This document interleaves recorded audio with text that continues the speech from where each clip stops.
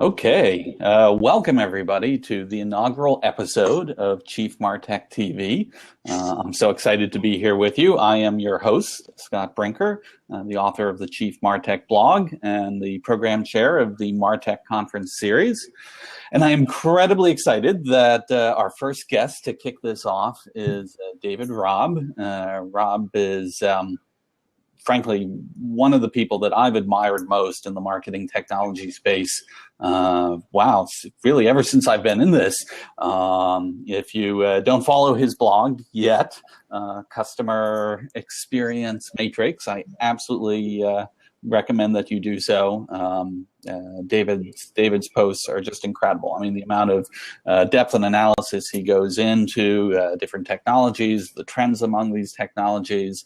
Not only is it deep and insightful, but it also has the property that he tends to weave in an incredibly dry sense of humor, which I thought would be absolutely perfect to have that combination here for our first show. So welcome, David.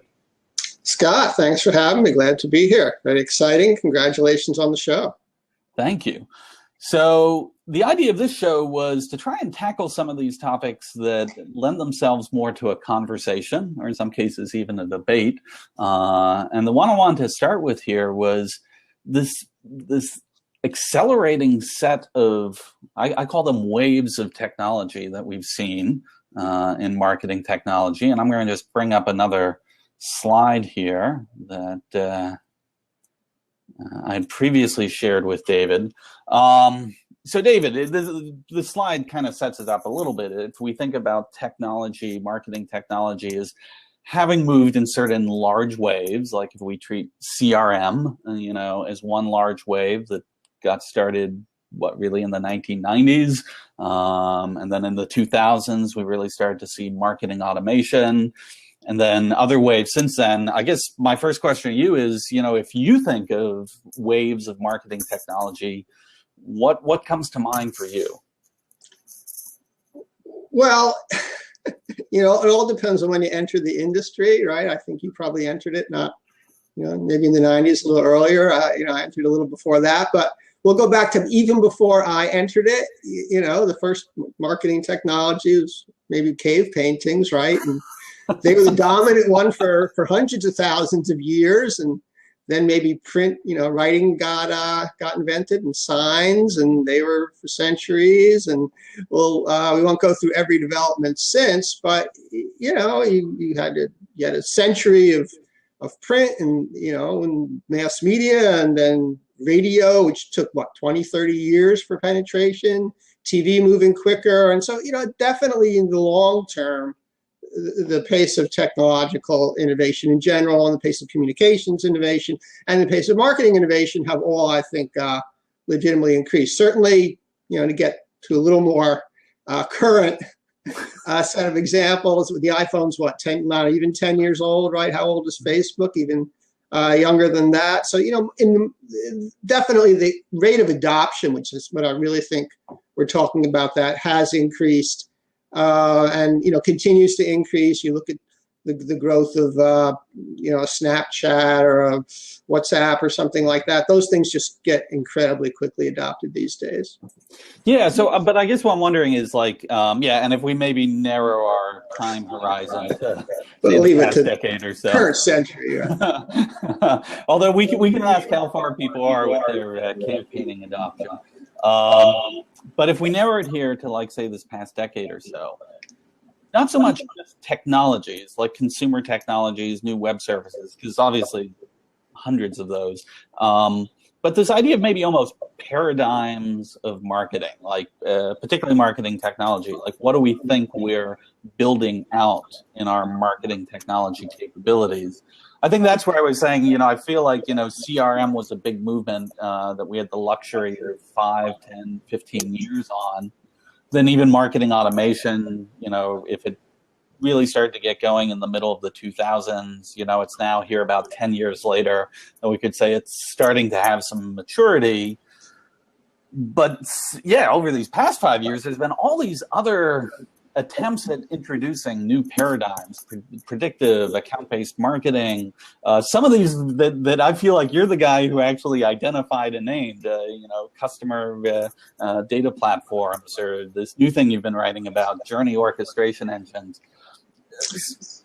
Which one of these is like an actual wave, and which one of these is more just a individual piece of technology?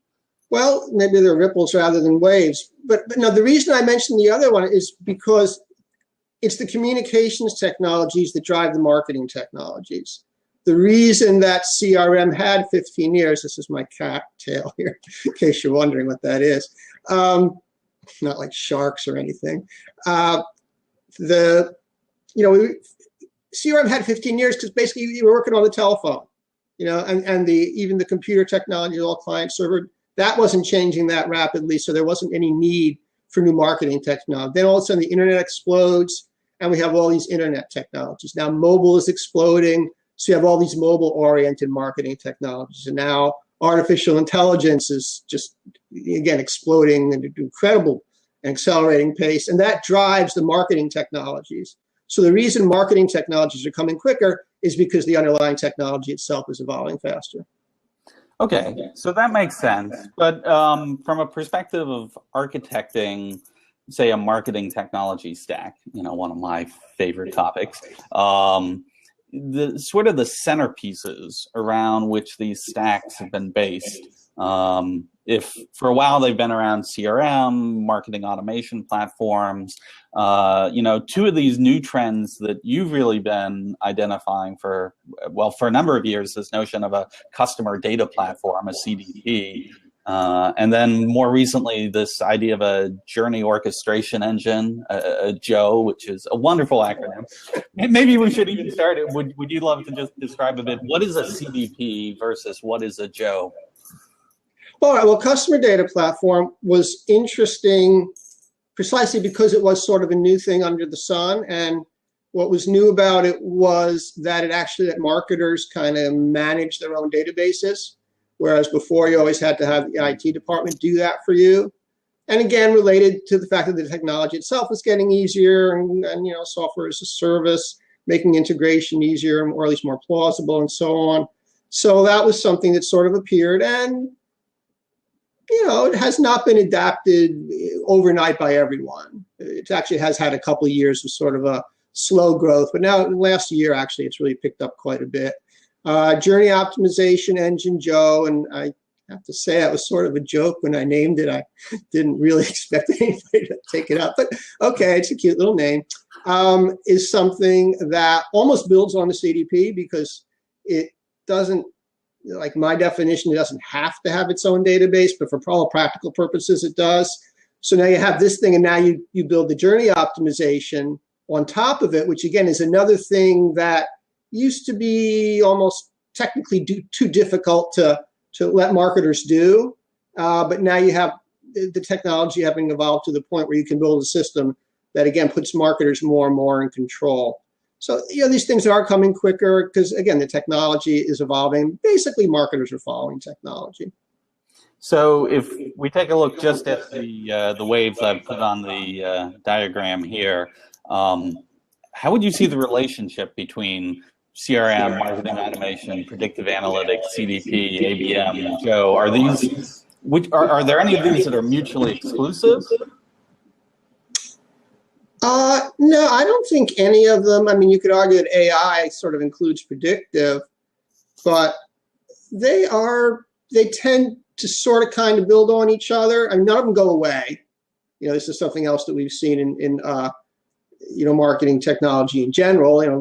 TV didn't kill radio, radio didn't kill magazines. The internet may kill magazines, but that's kind of almost the first time. And even magazines are actually undergoing a bit of a renaissance right now, print magazines.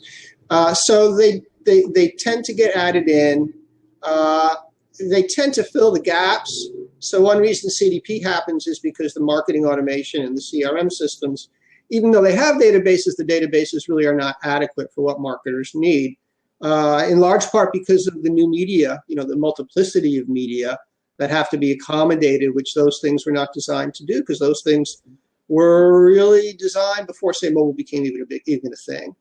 both marketing automation and CRM predate that. So the databases really weren't built to do some of the things that mobile requires. Some of the those are both built on standard relational databases, for example, and the newer, the Hadoop and NoSQL databases really offer a lot of capabilities, and so you need a new kind of system that's designed from scratch to take advantage of that.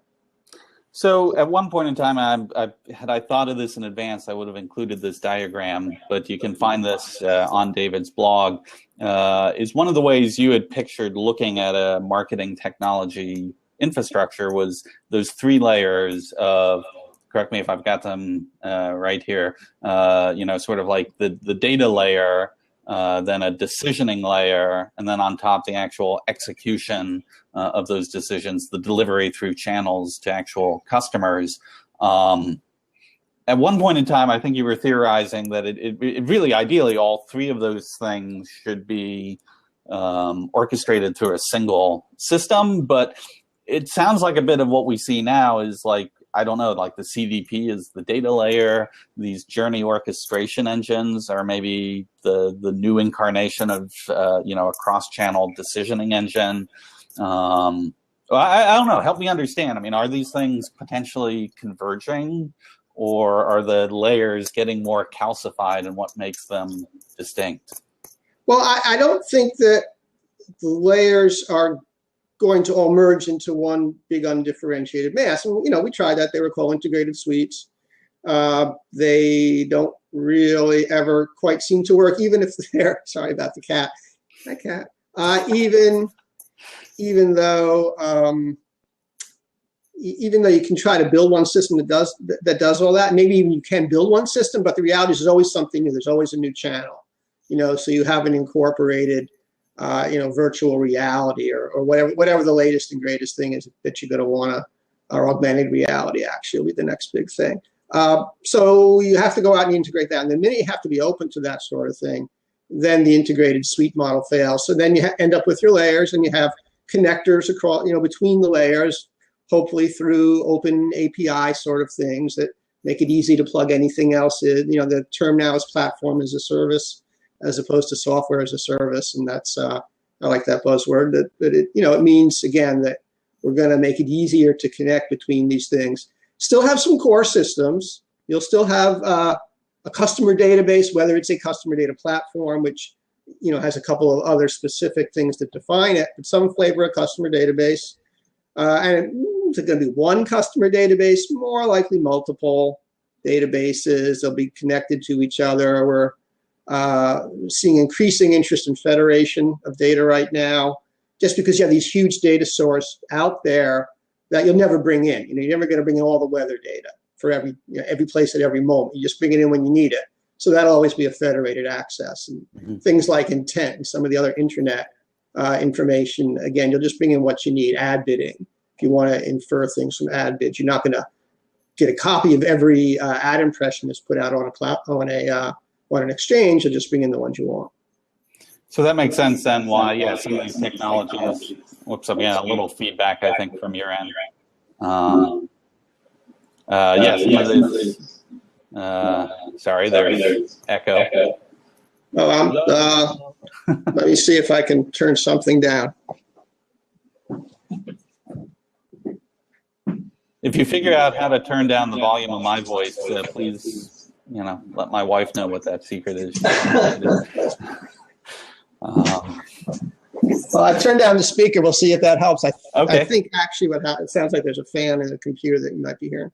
Okay, all right. Well, I think we're better now. Yeah. So anyways, I was wondering, so the rise of some of these more open capabilities like a CDP, like a Joe, just love that name, Joe, supports that. But I guess one of the things I wanted to bring you on for this discussion was it does feel like the waves of these new innovations are arriving more quickly than they have in the past. That this is sort of speeding up. Do you actually see that from where you sit?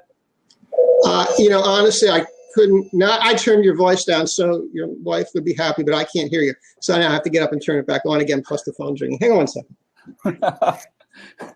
In case if anyone was wondering, we are doing this live. See, this is what makes a blab so great. It just feels like we're literally in the same room together with. Yeah, except for all that stuff. I'm sorry. So say again the question.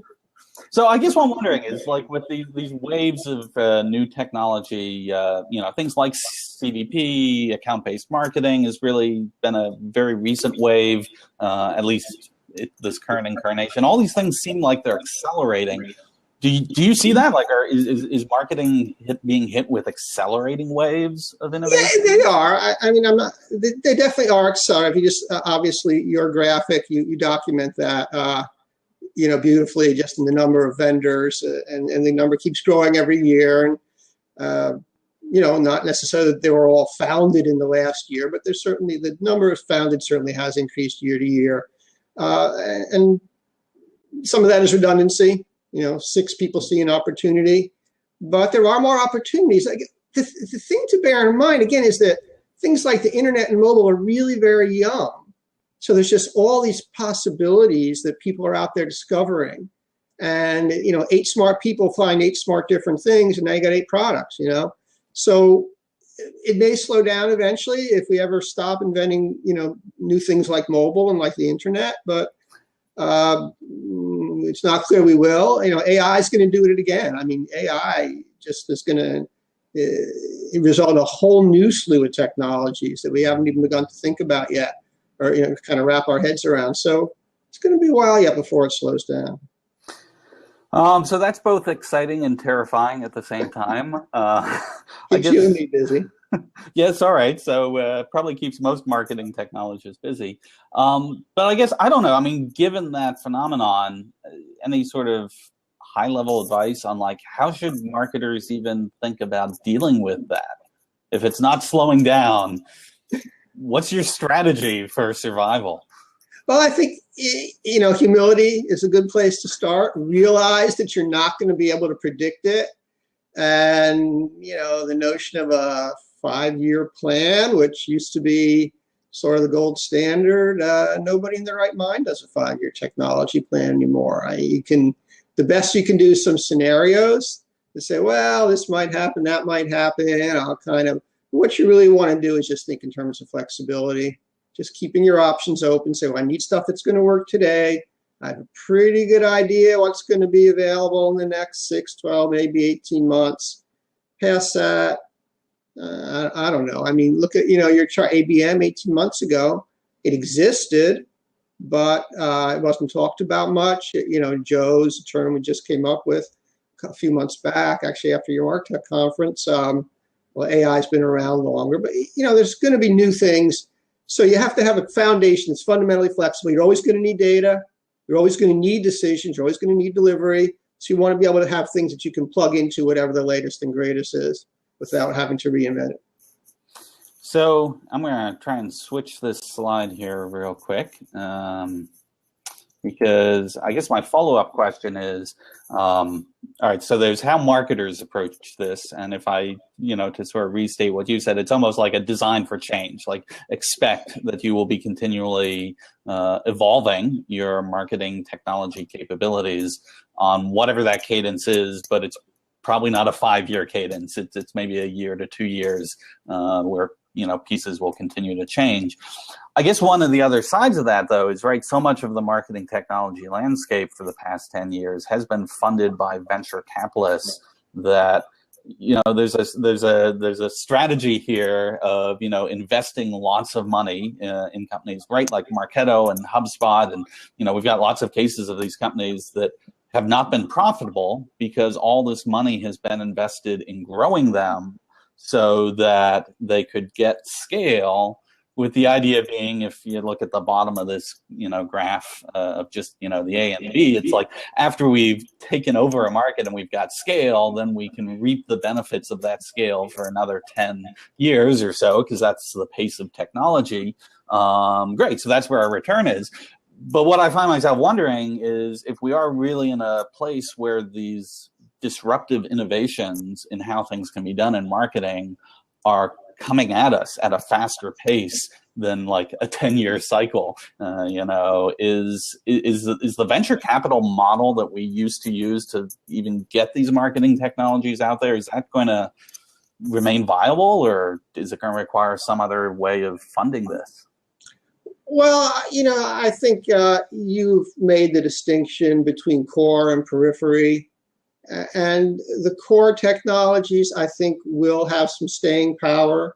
So, putting specific companies aside, will marketing automation in general be around in something that looks sort of kind of like what marketing automation looks like today? Yeah, probably. I mean, it will definitely have a more robust data engine. It will definitely have a more robust orchestration layer than today's systems do. Probably will pull back from the delivery layer because, yeah, they do email, but there's so many other channels that whether you do email or not is almost irrelevant. But yeah, people are going to need those big core systems. So I think that the model makes sense for them. Where it will fall apart totally is at the periphery. So again, your little, Snapchat filter specialized for French speakers application, maybe that one's got an 18-month lifespan. So if you're planning on dominating the market for French-speaking Snapchat filters, probably not the best business model. All right, fair enough. Well, thanks for dashing my dreams of what I was. Damn, I didn't know. All right, so last topic I wanted to jump to was you had this post a couple of weeks back. I'm going to shift to the slide of this because it's just too cool. In fact, I'm going to do the other slide because it's even more provocative. Anything that has pornographer on it is clearly got your attention right away. Yeah, you know what I'm looking for on the internet, apparently. So, yeah, but I mean, you've written this really great post about the personalized Mona Lisa. Could you maybe just give a couple-minute recap of what is this? Well, that post was the end product of a long chain of thought, as you might imagine. That started out actually when people were talking about mobile and how really radically revolutionary mobile is, even more so than we give it credit for. The point of mobile being that you only have this little tiny screen, so you can kind of only do one thing at a time. And this was a whole panel discussion that I actually was watching at a conference. So in my head, I'm thinking, oh, you only see one little bit. So I'm imagining, in my head actually was like a website diagram, and then you had a big piece of black construction paper covering it and one little hole in the paper that you could only see one little bit of it at a time. So somehow the black construction paper stayed black, but behind it was the Mona Lisa, and you'd only see one little bit of the Mona Lisa at a time. So thinking about personalization and how, personalization just focuses on one little piece of the picture. So this came to okay, if you really were to personalize the Mona Lisa, the hairdresser might want to see the hair, the eye, the plastic surgeon might see the nose, the ophthalmologist. And I learned how to spell ophthalmologist. I'm working on this. It's not an easy word to spell. We look at that and so on. And then the just engaged person's looking for the ring because that's the only thing she can focus on. The pornographer is self-explanatory. The jeweler, that's like a little brain quiz. She's not wearing any jewelry. So that's why that's blank. Well, art history there. And ironically, Anonymous was the only one who would see the whole picture. And then we have the Mona Lisa paradox. Nobody sees her smile because there's no one person. That's the most famous feature. But because there's no one segment that would focus on that, nobody would see it. This then leads to think of, well, maybe there's something wrong with this picture. Maybe we could overdo the personalization thing just a bit. So it was sort of a cautionary tale to think about, yes, we need to be focused, we need to be personalized, we need to give people what they want, but there's something to be said for kind of letting people explore a little more and maybe not being quite as controlling as we are, especially given that, at the end of the day, our personalization technology is not 100% right. So, maybe you really would like to see your nose because you're into noses. I don't know. I wouldn't know that. And so I'd show you the rocks instead because I know you're a geologist. Yeah. So I find this. One of the reasons it's really resonated with me is because it feels like there are maybe two major. I don't know. Theme is the right word in marketing right now. One is this the world of marketing technology and all this innovation and all the capabilities that it's enabling. But the other theme happening in parallel to this is just a recognition. I keep coming back to the value of narrative and story and trying to treat things as a more holistic journey. And to me, that your personalized Mona Lisa sort of points out that these things are they can very easily end up opposing each other, that you can be leveraging technology that's disrupting the narrative. I mean, you basically you have dissected away the overarching narrative of the Mona Lisa. And while this is, a somewhat contrived You're welcome, right? I think it's actually a genuine challenge for companies that have to think about, okay, out of all this content we've created, we're going to have some sort of algorithmic strategy for deciding what we show to whom when. And I wondered, is it better to maybe just step back from that a bit and say, maybe it's less about personalization and more about a common narrative that everyone sees? Yeah, I think that's definitely the case. And I've talked about it in slightly different terms, but the same basic notion that, we have to get back to branding. And branding is also really about story and narrative. And as marketers, we get so focused on seeing the little pieces of it, personalized PML is what I refer to, personalized Mona Lisa, another acronym for it, like PML, that we lose sight of the brand, and we can't do that, but then it's strange because does personalization mean that the brand means different things to different people? And I think most of the folks who do personalization say, yes, that's exactly it. But, that only goes so far. I mean, a brand probably can't be too differentiated to different people before it ceases to be a brand, because there are a lot of points of delivery where everyone is dealing with it. Think of the airline. Yeah, there's the first class and the coach class and the extended seats, and God knows how many ways they've split it up these days. But, still the same airline. You still hear the same announcements. It's still basically one brand. You couldn't have two radically different brands on the same airplane. So there's a real limit to how much you can do. Cool. All right. Well, listen, if you're open for one last experimental piece here of our first episode on Blab, I'd like to unlock this seat and invite at least one person from the audience to come. And this is your chance to ask David a question, a short question, but please feel free to dial in, see if someone comes through. If no one comes through, I always have, fun questions for you. All right, 5 seconds, going once. See, the challenge isn't people that people don't have questions for you. Oh, wait, here comes someone. So they're trying to find a question for you that can squeeze into 2 minutes. Right. That's a challenge. Okay, Vince. Hey, how you guys doing? Hey. All right. You hear me okay? The question, yes. Yeah. Just on the last point, which I found very interesting, and I agree pretty much. But don't you think that what brands are really trying to do with personalization is more around giving individualized experiences to how consumers interact and really consume those products and services in that brand, as opposed to really trying to sort of create all these different brands?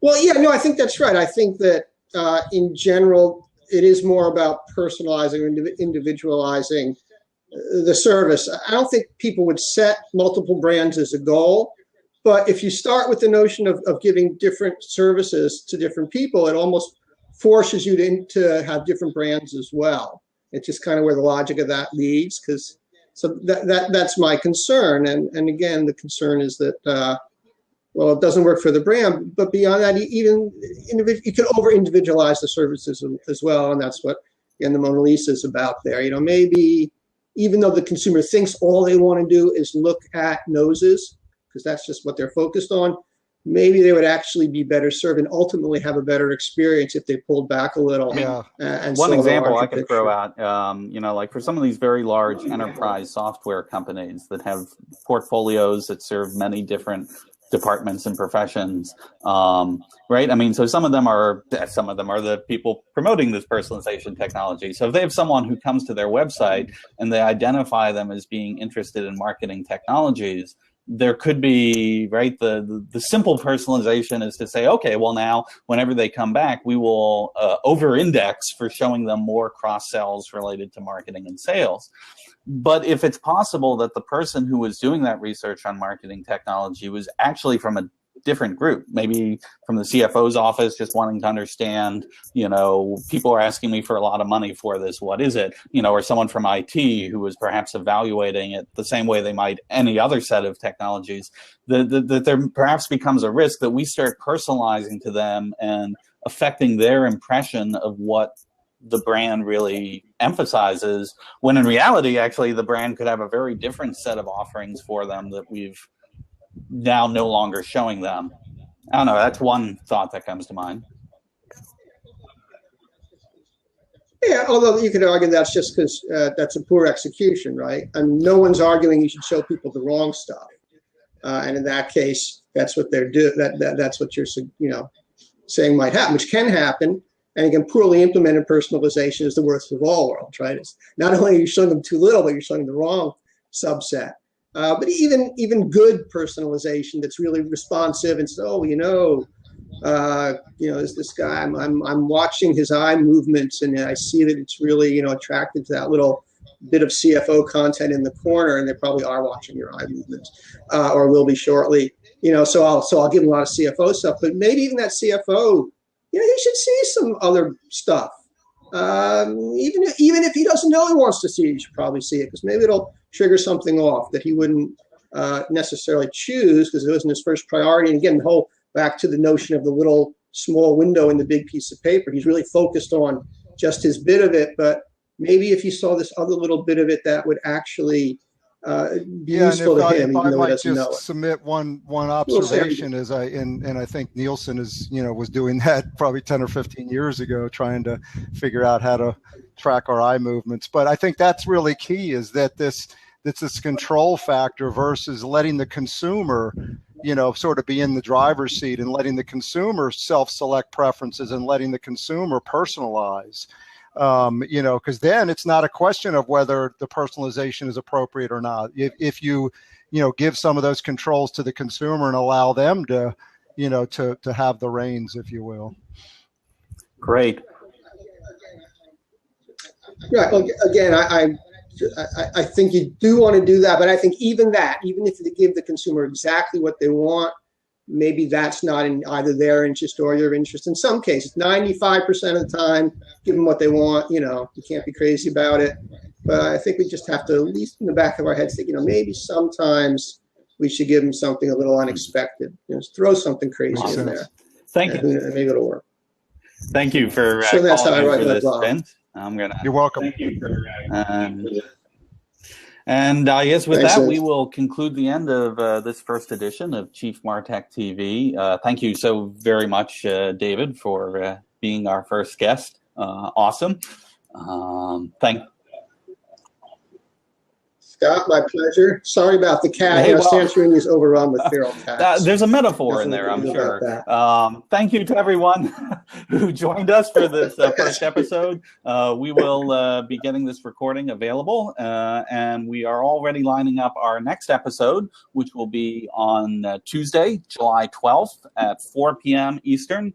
Our special guest for that will be Roland Smart, the VP of Social and Community at Oracle, and the author of the book, The Agile Marketer. We're going to be diving into some of the myths and reality of implementing agile marketing, particularly in larger organizations. So hopefully we'll see you there. Thanks again. Have a great day.